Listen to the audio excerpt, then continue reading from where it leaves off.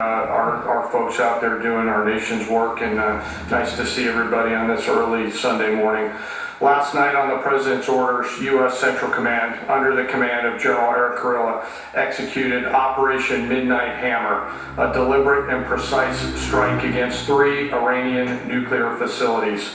This was a complex and high-risk mission carried out with exceptional skill and discipline by our joint force. I want to thank every service member, planner, operator that made this mission possible. Their actions reflect the highest standards of the United States Armed Forces. This operation was designed to severely degrade Iran's nuclear weapons infrastructure. It was planned and executed across multiple domains and theaters with coordination that reflects our ability to project power globally with speed and precision at the time and place of our nation's choosing. This was a highly classified mission with very few people in Washington knowing the timing or nature of this plan. I'll refer you to the graphic on the side as I walk you through some of the operational details.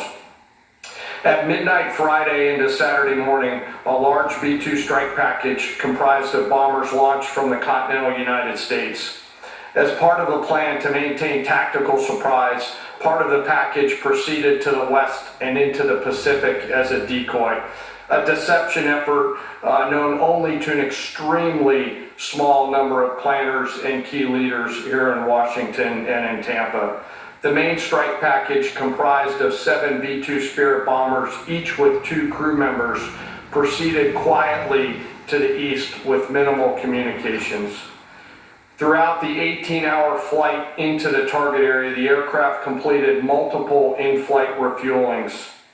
Once over land, the B-2s linked up with escort and support aircraft in a complex, tightly timed maneuver requiring exact synchronization across multiple platforms in a narrow piece of airspace, all done with minimal communications. This type of integration is exactly what our joint force does better than anyone else in the world. At approximately 5 p.m. Eastern Standard Time last night, and just prior to the strike package entering Iran, a U.S. submarine in the Central Command area of responsibility launched more than 24 Tomahawk land attack cruise missiles against key surface infrastructure targets at Isfahan.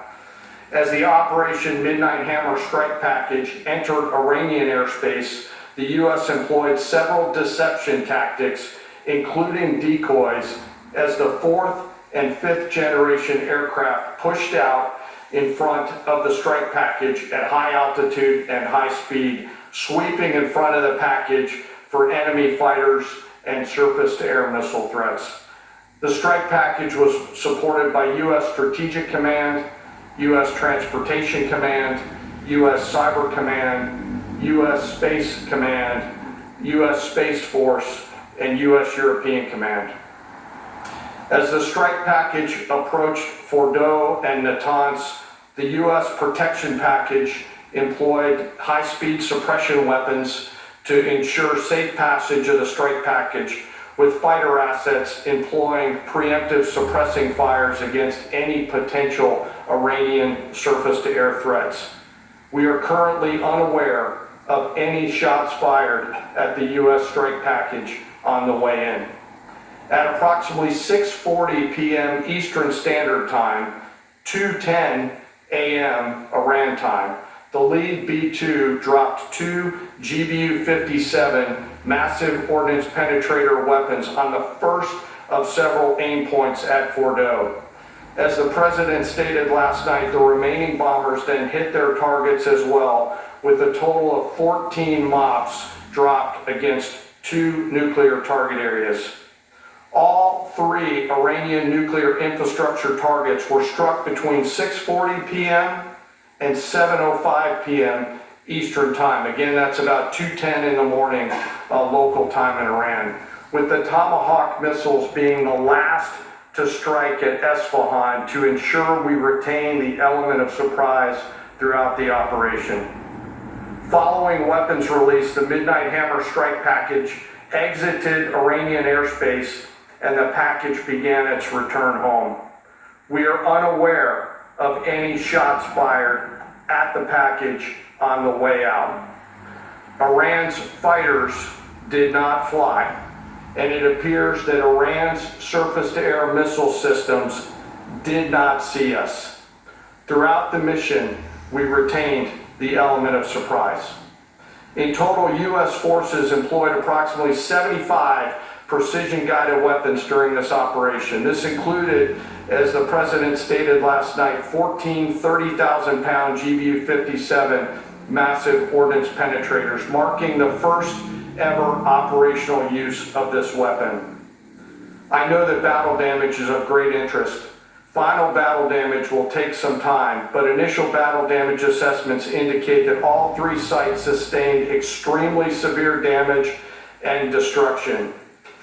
More than 125 U.S. aircraft participated in this mission, including B-2 stealth bombers, multiple flights of fourth and fifth generation fighters, dozens and dozens of air refueling tankers, a guided missile submarine, and a full array of intelligence, surveillance, and reconnaissance aircraft, as well as hundreds of maintenance and operational professionals. As the Secretary said, this was the largest B-2 operational strike in U.S. history and the second longest B-2 mission ever flown, exceeded only by those in the days following 9/11.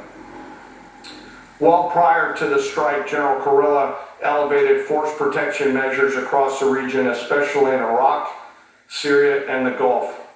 Our forces remain on high alert and are fully postured to respond to any Iranian retaliation or proxy attacks, which would be an incredibly poor choice. We will defend ourselves.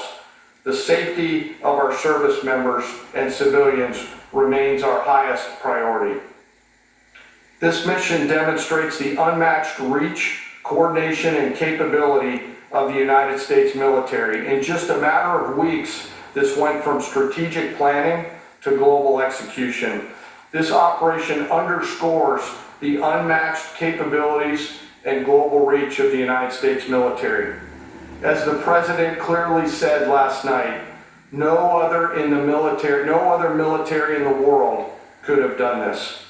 I join the President and the Secretary in being incredibly proud of the air crews, naval forces, cyber operators, planners and support teams, and commanders who made this mission possible. It is their skill, discipline, and teamwork that makes this operation possible.